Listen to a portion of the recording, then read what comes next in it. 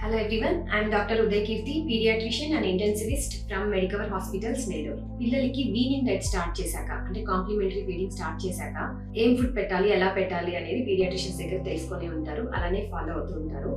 But చేయకూడని ఒక 4 things గురించి చెప్తాను. సో యూజువల్లీ మనము వీనింగ్ డైట్ స్టార్ట్ చేశాక సాలిడ్స్ అనేవి ఇంట్రొడ్యూస్ చేస్తుంటాం. బట్ ఇనిషియల్ స్టేజెస్ లో semi solid food or liquid diet ని కూడా ప్రిఫర్ చేస్తాం. సో పిల్లలు దాన్ని కంఫర్టబుల్ గా తింటున్నారు అని చెప్పి సాలిడ్స్ ని ఎంకరేజ్ చేయకుండా ఇంకా కూడా ఆ లిక్విడ్ డైట్ ఇస్తూ ఉంటే వాళ్ళకి కెలరీ డెఫిషిట్ వచ్చే ఛాన్సెస్ ఉంటుంది. ఓకే, సో సాలిడ్స్ ని పెంచుతూ వెళ్ళడానికి ట్రై చేయండి. సెకండ్ థింగ్, పిల్లలకి ఫార్ములా ఆర్ బ్రెస్ట్ మిల్క్ ఇస్తూ కూడా ఇది సైమల్టేనియస్ గా ఇవ్వమని చెప్తాం.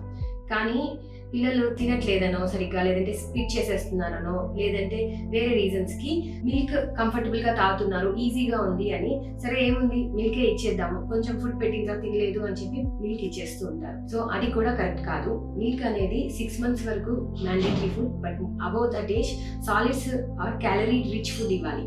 సో మిల్క్ వల్ల కూడా వాళ్ళకి క్యాలరీ డెఫిషిట్స్ వచ్చే ఛాన్సెస్ ఉన్నాయి.